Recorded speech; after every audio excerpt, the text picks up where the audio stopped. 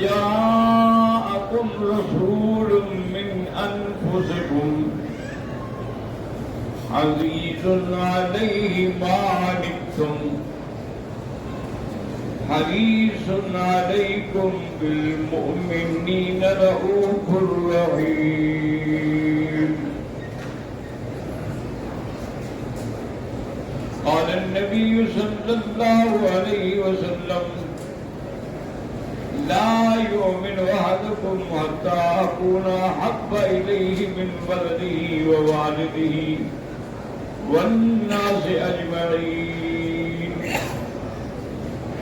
أو كما قال النبي صلى الله عليه وسلم. صدق الله العلي العظيم وصدق رسوله النبي الكريم، ونحن على ذلك لمن الشاهدين ومن الشاكرين، والحمد لله رب العالمين. برادران اسلام، کیونکہ آج 9 ربیع الاول کی تاریخ ہے اور ولادت رسول صلی اللہ علیہ وسلم کے بارے میں کئی روایات ہیں. اس مہینے میں تو کوئی اختلاف نہیں کہ آپ ربیع الاول میں پیدا ہوئے. تاریخ کیا تھی؟ بعض لوگوں نے کہا کہ 12 ربیع الاول تھی، لیکن صحیح بات یہی ہے کہ حضور 9 ربیع الاول کو پیدا ہوئے.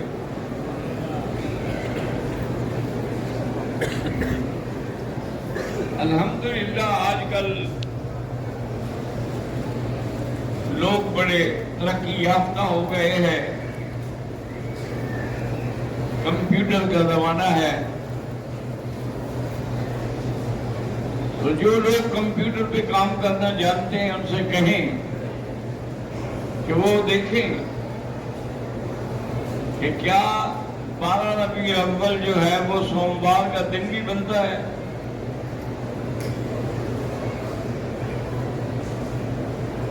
اصل ولادت جو ہے وہ 9 ربیع الاول.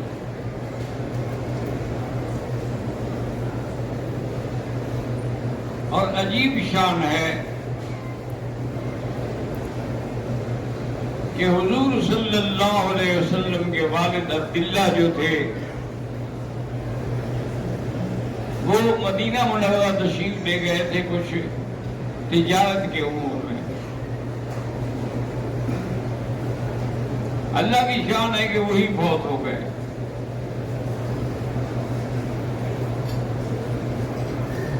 اور انہیں جنت البقیع میں دفن کیا گیا.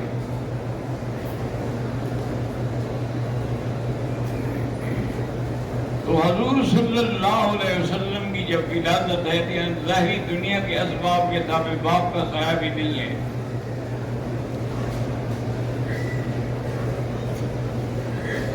اللہ نے قرآن میں بھی ارشاد فرما دیا کہ الم یجدک یتیما فآویٰ، کیا ہم نے آپ کو یتیم نہیں پایا کہ پھر آپ کی حفاظت کی، آپ کی ٹھکانہ دیا. وَوَجَدَكَ ضَالًّا فَهَدَىٰ، اور آپ کو راستے کا علم نہیں تھا پھر ہم نے ہدایت کی.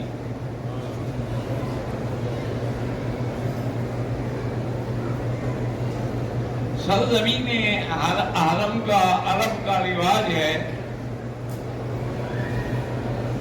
کہ جب بچہ پیدا ہوتا ہے تو اس کو دائیوں کے حوالے کر کے قبیلے میں بھیج دیا جاتا ہے، کیونکہ شہر کی زبان جو ہے نا وہ ملت ہو جاتی ہے، لیکن باہر جو قبائل میں زبان ہے اس میں کوئی غلطی نہیں ہوتی، وہ بڑی فصیح لغت ہوتی ہے.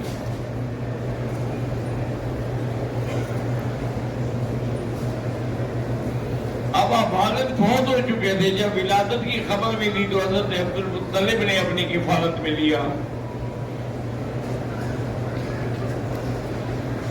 عبد المطلب جب آئے حضور کو اٹھایا تو ان کی والدہ سے کہا کہ خیال رکھنا ان ھذا لہ شان، یہ کوئی شان والا بچہ ہے، اس کی حفاظت کرنی ہے۔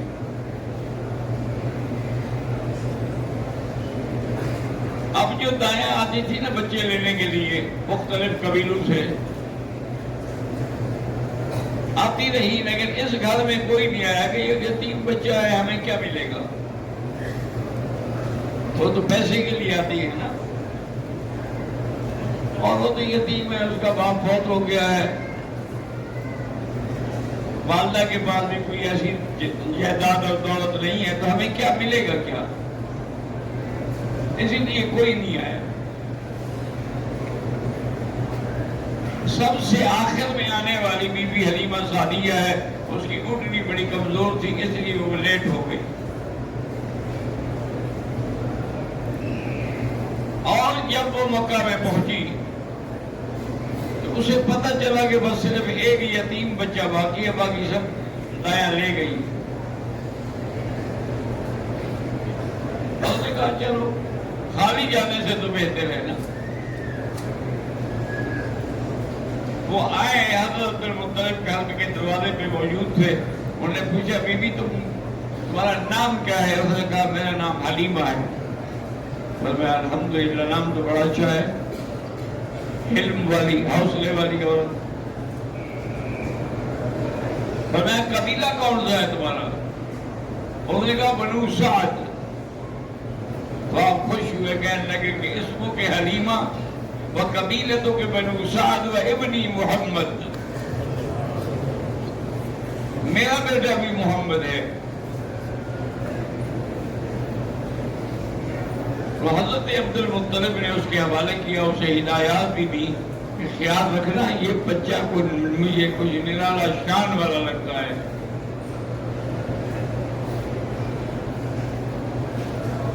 بی بی حلیمہ فرماتی ہیں میں واپس آئی، میں تو آپ کا چہرہ دیکھ کے اتنا خوش ہو گئی، مجھے یہ بھی بھول گیا کہ کوئی پیسے بھی ملیں گے یا نہیں ملیں گے۔ میں نے کہا اتنی بڑی دولت اللہ نے مجھے دے دی ہے، پیسے دے کے کیا کروں؟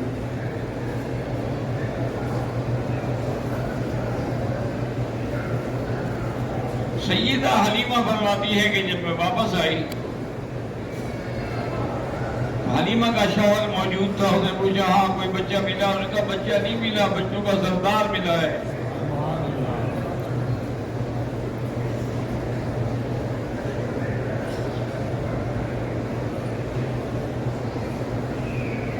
اس نے بھی دیکھا تو حیران ہو گیا کہ اتنے خوبصورت، اتنا جمال۔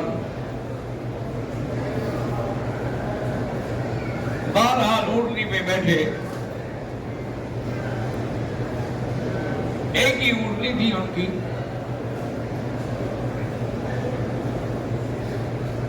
تو آگے شوہر بیٹھا، پیچھے حلیمہ بیٹھی۔ اب اونٹنی کو اٹھائے وہ چلتی نہیں، اٹھتی نہیں۔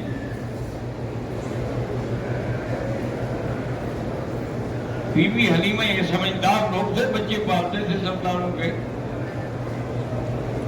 اس نے عبداللہ سے کہا معلوم ہوتا ہے کہ یہ بچہ پیچھے بیٹھنے کے لیے نہیں آیا، یہ آگے جانے کے لیے آیا۔ یہ تو انبیاء کے بھی آگے کھڑا ہوگا تو ہمارے پیچھے کیسے رہ سکتا ہے؟ تم اس کو اپنی گود میں لے لو۔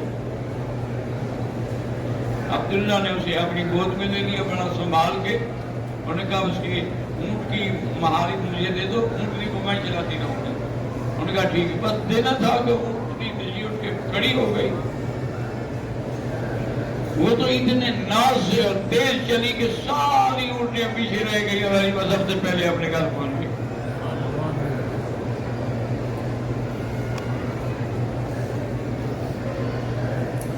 اب حضور صلی اللہ علیہ وسلم کے جانے کے بعد بی بی حلیمہ کہتی ہے جو ہمارے گھر میں فقر تھا، بکریاں مال مردہ تھے، کوئی کھانے کی چراگاہیں نہیں تھی اتنی اچھی، وہ تو یکدم انقلاب آ گیا۔ میری مال بکریاں جہاں جاتی واپس آتی پیٹ بھرا ہوا اور اتنا دودھ کہ ساری میری سہیلیاں حیران ہوتی کہ کون سی چراگاہ ہے جہاں تم چراتی ہو. اور نے کہا چراگاہ تو وہی ہے اور چرانے والا ہو ہے.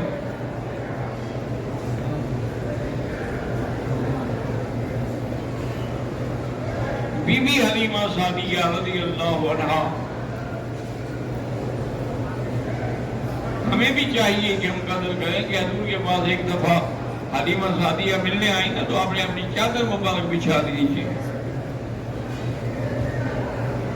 صحابہ حیران ہو گئے کہ کون بوڑھی عورت ہے جس کے لیے نبوت کی چادر بچھائی جا رہی ہے. آپ سمجھ گئے اور فرمایا آدھی امی یہ میری ماں ہے رضائی دودھ پلانے والی. اور پھر اس نے جو بھی کہا نا جی غزوہ حنین کے موقع پر ہوئی جو کہا تو نے کہا ٹھیک ہے جو کہا ٹھیک ہے. سب صحابہ ہیں انہوں نے کہا میری ماں ہے میں ماں کا کہنا کیسے ڈال سکتا ہوں. تو جس پیغمبر کو رضائی ماں کا اتنا خیال تھا حقیقی والدہ کا کیا مقام ہوگا.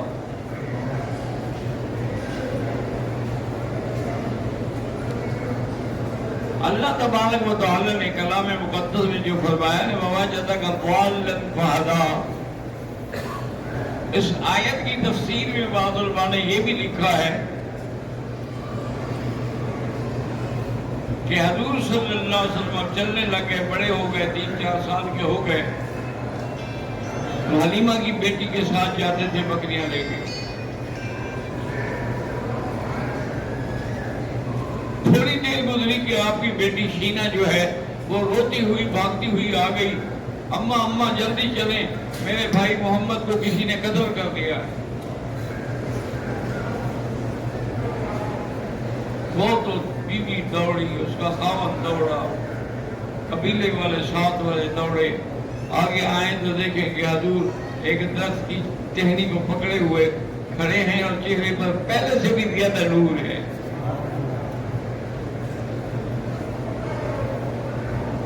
بی بی حلیمہ نے چوما اور پوچھا کیا بات ہے. مجھے تو پتہ نہیں ہے.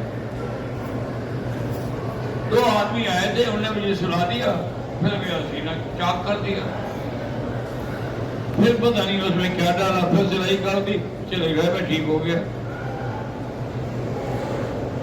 تو اب بی بی حلیمہ ڈر گئی. انہوں نے کہا ایسے بچے کو رکھنا جو ہے نا وہ خطرے سے خالی نہیں خدا نہ کرے کچھ ہو جائے تو میں ان کی ماں باپ کو کیا جواب دوں. تو وہ لے کے چل پڑی کہ میں واپس کرا کہ میں اب نہیں رکھتی. راستے میں آئے کچھ آرام کے لیے کیونکہ اونٹنیوں کے سفر ہوتے تھے. بنو سعد کا قبیلہ جو ہے نا یہ طائف سے آگے ہے تو اب اونٹنی کا یا پیدل کا تو بہت بڑا سفر ہے. تو اب گاڑیاں آ گئی نا 2-3 گھنٹے میں آدمی پہنچ جاتا ہے.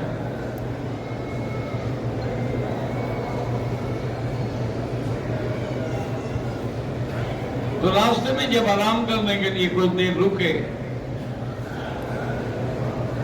بی بی حلیمہ کی آنکھ کھلی دیکھا کہ حضور تو ہے ہی نہیں. حیران ہوگی میں نے یہی سنایا کہاں گئے. اب وہ دوڑ رہی ہے یا رب رد علیہ محمدہ میرا اللہ میرا محمد مجھے واپس کر دے.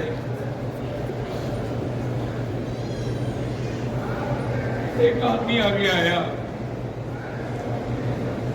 انہوں نے کہا حلیمہ یہ سامنے جو ہے نا یہ بہت بڑے بڑے بڑے خداؤں کا آستان ہے وہاں جاؤ ان سے کہو وہ تمہارے لیے دعا کریں کہ محمد مل جائے. بی بی حلیمہ فرماتی ہے کہ میں دوڑتی ہوئی وہاں گئی. وہاں ان کے پجاری بھی موجود تھے مجاور بھی موجود تھے. انہوں نے کہا کیا بات ہے. انہوں نے کہا میرا بیٹا محمد گم ہو گیا ہے میں ان خداؤں سے مانگنے آئی ہوں کہ میرا بیٹا واپس آ جائے. اور اس نے کہا کیا کہہ رہی ہو؟ اسی نے تو ان کا ستیہ ناش کرنا ہے، ان کو مارنا ہے، گرانا ہے، یہ اس کے لیے دعا کریں گے؟ یہ کیسے دعا کریں گے؟ وہ تو انہی کو مٹانے آیا ہے. تو بی بی حلیمہ کہتی ہے اب میں مایوس ہو کے واپس آ رہی تھی، دیکھا حضور تو کھڑے ہیں.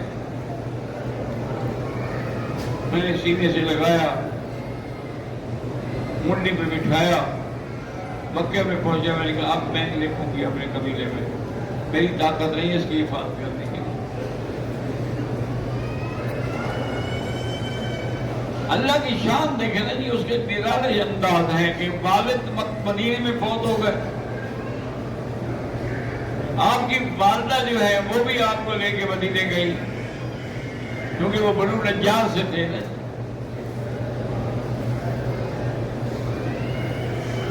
اور واپسی میں وہ بھی راستے میں فوت ہو گئے.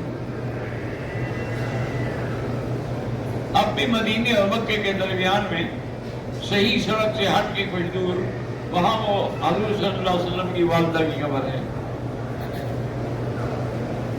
حضور نے فرمایا میں نے اللہ سے دعا کی کہ یا اللہ مجھے اپنی والدہ کی قبر کی زیارت اور بخشش کی اجازت دیں. اور اللہ نے فرمایا ہاں قبر پہ تو جا سکتے ہو لیکن بخشش نہیں مانگ سکتے.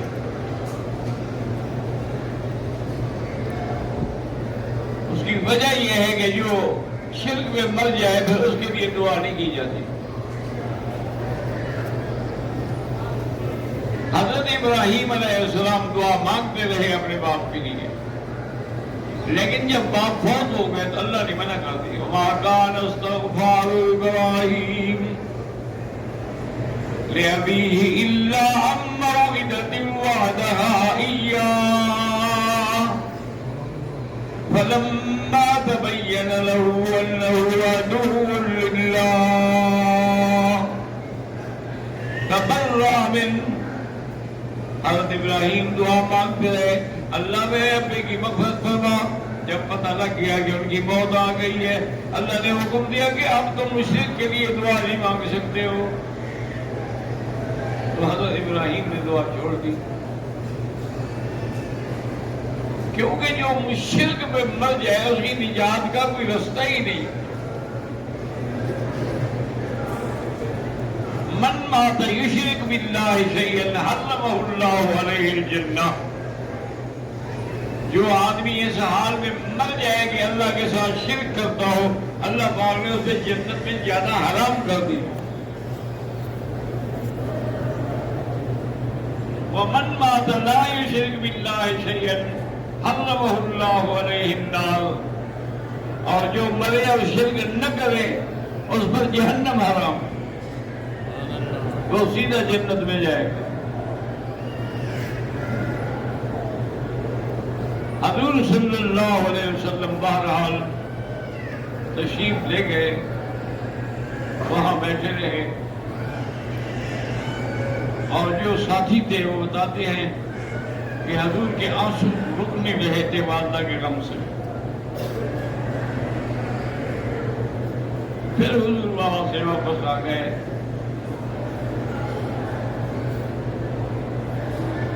اب آگے جو ہے نا جس کو پھر عام الحزن کہا جاتا ہے، غم کا سنا، کہ عبد المطلب بھی فوت ہو گئے، والد بھی فوت ہو گئے، والدہ بھی فوت ہو گئے.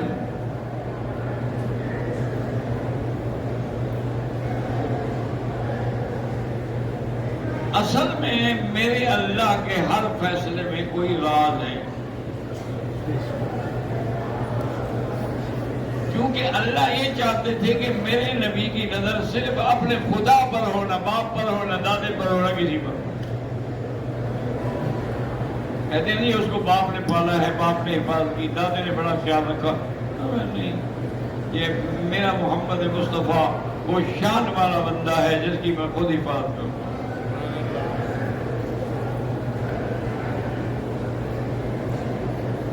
تو حضور صلی اللہ علیہ وسلم کی ولادت باسعادت جو تھی،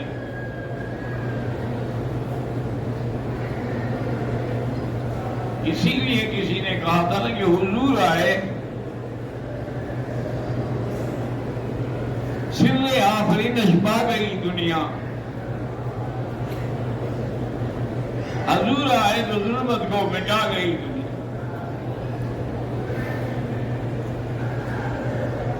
حضور صلی اللہ علیہ وسلم کتنا بڑا مقام ہے کہ فرمایا اس وقت تک بندہ مومن نہیں ہو سکتا لا یؤمن احدکم، جب تک کہ میں اس کو والد سے، والدہ سے، خاندان سب سے زیادہ محبوب محمد مصطفیٰ نہ ہو۔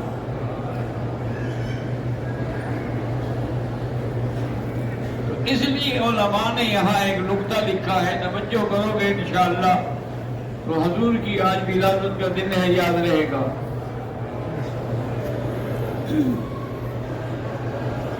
انہوں نے لکھا ہے کہ جہاں بھی اللہ نے ہمیں اعمال صالحہ کرنے کا حکم دیا ہے تو وہاں ایمان کا ذکر پہلے ہے، اعمال کا بعد میں ہے۔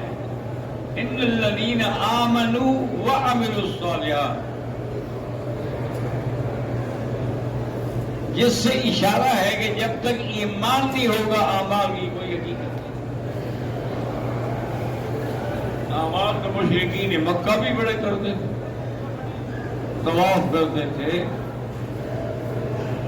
حضور کے دادا تھے ہاشم، وہ 100 اونٹ روزانہ ذبح کر کے سرید بنا کے حاجیوں کو کھلاتے تھے۔ سرید ہاشم مشہور ہو گئی دنیا میں، 100 اونٹ روز۔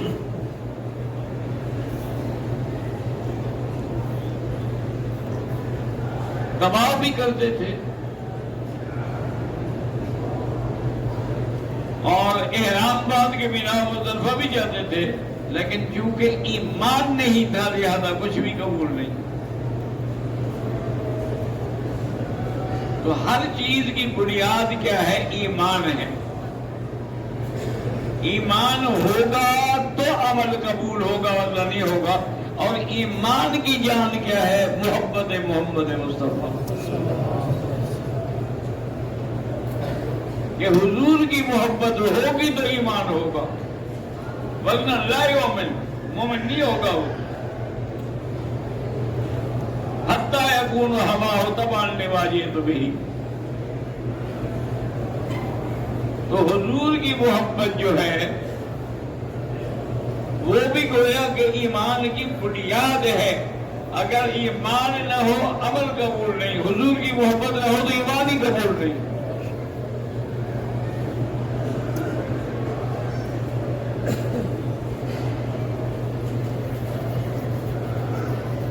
حضرت انس فرماتے ہیں کہ ہم بیٹھے تھے حضور کی خدمت میں، ایک آدمی آیا اور اس نے آ کے سوال کیا متی الساعہ، قیامت کب ہوگی؟ میں تم نے بہت بڑی بات کے بارے میں پوچھا ہے، ما عددت للساعہ، تم نے کیا تیاری کی ہے قیامت کے لیے؟ اور کہا حضور میں سیدھا سادہ بدو آدمی ہوں، ما عددت بکثیر صلاۃ ولا صیام ولا صدقۃ، میں نے نہ تو کوئی بہت زیادہ نمازیں پڑھی ہیں نہ صدقہ خیرات کیا ہے، بس ایک بات ہے کہ مجھے حضور سے محبت ہے۔ ولکنی احب اللہ ورسولہ، ابھی وہ بیٹھا ہوا تھا کہ اللہ نے قرآن نازل کر دیا، وَمَن يُطِعِ اللَّهَ وَرَسُولَهُ فَأُولَٰئِكَ مَعَ الَّذِينَ أَنْعَمَ اللَّهُ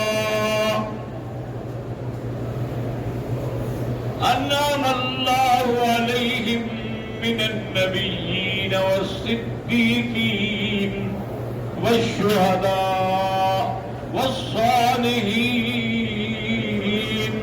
وَحَسُنَ أُولَٰئِكَ رَفِيقًا۔ حضور نے فرمایا مبارک ہو انت مع من احببت، جس سے تمہیں محبت ہے نا، قیامت میں بھی اللہ تمہیں اسی کے ساتھ رکھیں گے۔ حضرت انس فرماتے ہیں کہ اس آیت کے اترنے کے بعد اور حضور کے یہ فرمانے کے بعد ہمیں اتنی خوشی ہوئی کہ زندگی میں کبھی نہیں ہوئی تھی. تو حضرت انس ہمیشہ وجد میں آ جاتے تھے جب یہ حدیث بیان کرتے تھے، اور اس کے بعد کہتے تھے انا احب النبی صلی اللہ علیہ وسلم وابی بکر وعمر ولم اعمل بمثلهم فارجو من اللہ ان یکون معهم بالجنہ، کہ میں اللہ کے نبی سے ابو بکر عمر سے محبت کرتا ہوں، وہ میرے عمل اس جیسے نہیں ہیں، لیکن مجھے اس محبت کی وجہ سے امید ہے اللہ مجھے جنت میں اکٹھا رکھیں گے. دعا کریں اللہ ہمیں سب کو خاتمہ ایمان میں فرمائے، حضور کی سچی محبت عطا فرمائے، اور ہمیں جنت الفردوس میں حضور صلی اللہ علیہ وسلم کی شفاعت اور زیارت نصیب فرمائے.